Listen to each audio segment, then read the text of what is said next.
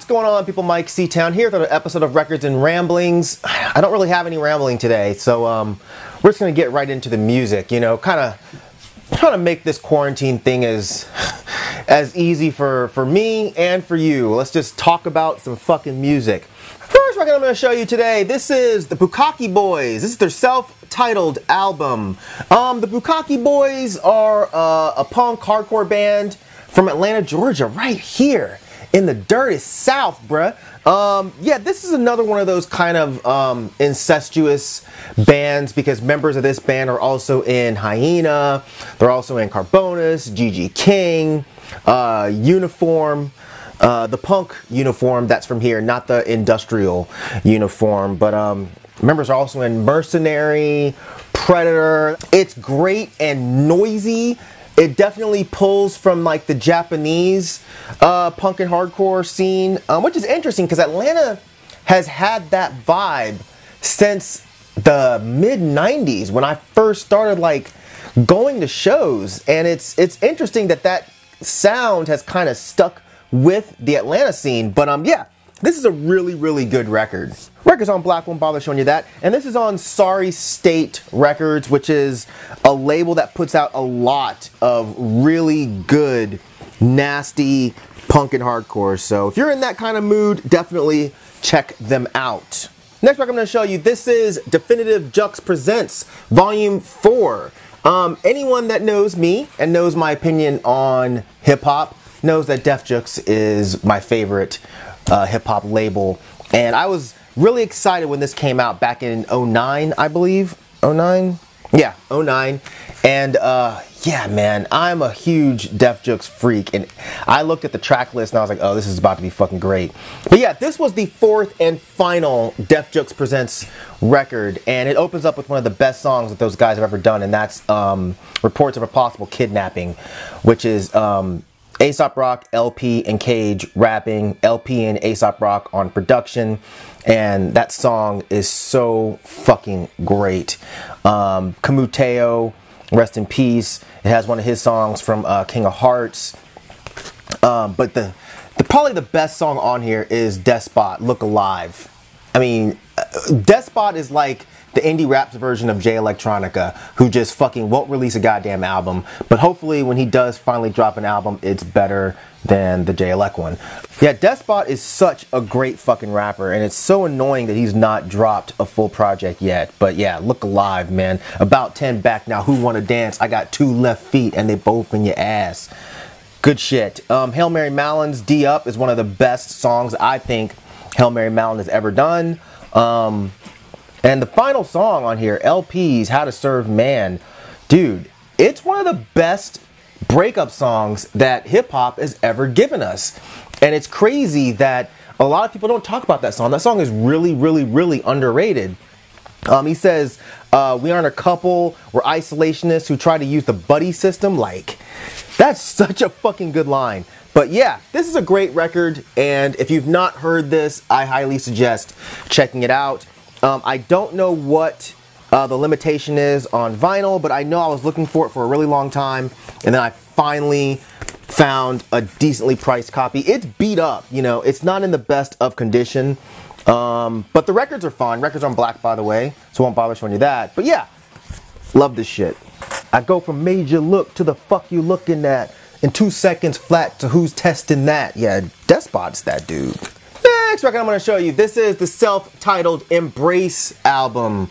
Oh man, I don't know why I haven't shown this to you guys yet, but yeah, this is one of the best post-hardcore, melodic hardcore, whatever you want to call it, hardcore albums to ever release. I feel like anyone who was remotely interested in hardcore knows this record, but I've just never shown it, and I've been listening to it quite a bit lately. But yeah, this was consisting of the guys from Faith and Ian MacKaye of Minor Threat. This was the band that Ian MacKaye was in right before he started Fugazi.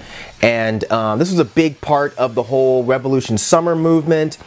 And I feel like this band and Fugazi kind of had similar musical ideas. So I feel like if for whatever weird reason you are a fan of Fugazi but you've never heard Embrace, you will like Embrace. But by the way, you're fucking weird. But yeah, this band influenced so many other bands. I know people get upset when you try to call this emo. I don't care, but yeah, I don't think there would be an emo without this record, or at least emo would not have moved in the direction that it moved in. Here's an insert with lyrics and all that good shit. But yeah, a lot of people don't like the emo label because of what emo became, but you know, this shit came out in 80-something, 87, sorry. But yeah, I mean, whatever you want to call this shit, this is more of a melodic hardcore album or a post-hardcore album, but it influenced what would later become emo. And I'm talking about the emo of the early 90s to mid 90s. I'm not talking about fucking My Chemical Romance and, you know, The Used and Lil Peep, okay? I'm talking about bands like Indian Summer, bands like Falling Forward, you know, that kind of shit wouldn't have happened without this record. So, get mad if you want to, I don't give a fuck. The next record I'm going to show you, this is Geheimnisvoll with Venomous Sorcery Through Hidden Darkness. I've had this for a while and I haven't shown it. I'm not sure why, but yeah. This was a one-man black metal project from the US. I'm not sure exactly where in the US, but yeah, it's fast, raw without sounding too raw, because it still has some really good riffs. It's really ferocious sounding while having a lot of melody to it, which is hard for bands to kind of balance without sounding like goofy, but they do a really good job of it. This was actually one of my favorite projects from last year. It's really a shame what happened with this project, but we'll get to that in a minute. But yeah, this was limited to 150 copies. I have number 55. It's on Azrar Records, if that's how you pronounce it. Probably not. I don't like this packaging. It's fucking annoying because it just begs to be torn. But it looks cool. It's cool packaging, but it's not functional. Records on black won't bother showing you that. Here is the insert, which I think is pretty cool looking. The next record I'm going to show you, this is the Geheimnisvoll Borders Rope Split. This is another great record. The Geheimnisvoll stuff picks up right where they left off with the full length, more of the same kind of stuff, except for the material on this is a bit more raw, which is kind of interesting, but either way, it's really good stuff. I didn't like Borda's Rope when I first heard them, but it grew on me after a few listens. Now I really enjoy it. It's nothing exceptionally different or unique, but it's just really well done black metal. There's not a lot of creativity there. Like the drums are very mechanical. It almost sounds like a drum machine at times, but the riffs are really good. There's the insert, there's the Borders Rope side, and here is the Geheimnisvoll side. Records on black won't bother showing you that. But so overall, yeah, this is a really good split. I like the Borders Rope side a lot. I like the Geheimnisvoll side a little bit better. Again, it is a fucking shame what happened with Geheimnisvoll. Oh, by the way, this is actually on Black Gangrene Records. So the story that I've gathered about what happened with Geheimnisvoll, I've gotten from people that I know that were there, as well as what the guy from Knife Vision said himself. But they played a show in Ohio, which I was actually trying to fly up there for so I can go with a buddy of mine, but that didn't happen. But apparently for the show, the guy from Knife Vision was singing for Geheimnisvoll. Apparently he did a Nazi salute at the beginning of the set. Supposedly the rest of the band didn't see him do it, got pissed off when they heard about it, and they quit on the spot. The club got pissed off. The next day, the Knife Vision dude put up a post saying that he did it because he was drunk and nervous, which is a hilarious excuse, but he shut down his label and everything. Whether I believe his story or not, it really doesn't matter. I just think it's hilarious, because who gets nervous and does a Nazi salute? Like, do you go for a really important job interview and the guy's like, oh, why do you think that we should hire you? And you're like, oh, well, you know, I think I'm really qualified for this job, and, you know, I've been trying to get a gig like this for a really long time. Or when you're about to finally get it with that girl that you really like, and you're like, oh man, I hope I don't bust a nut too soon.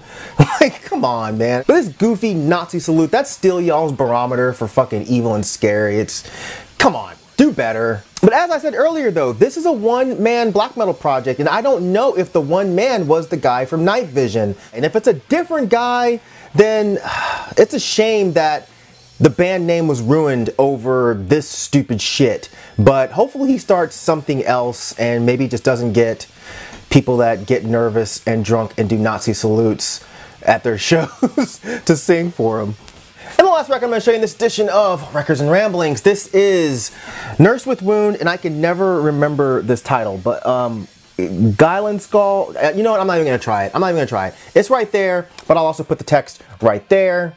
So if you speak whatever that is, yeah, you can read it to yourself. But yeah, I recently got this at a record show. This isn't super rare or super hard to come by, but this is their 6th release.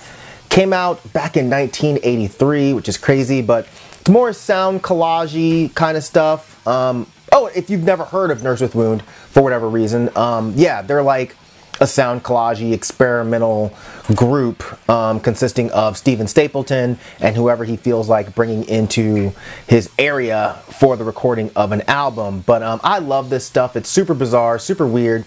It's not necessarily in the noise spectrum. I guess they do get put into that category a lot, which sometimes I get. There's certain records more than others that I feel like are more on the noise kind of end of the spectrum. But this one's really choppy, random percussion, some kind of horn sections going on in some songs.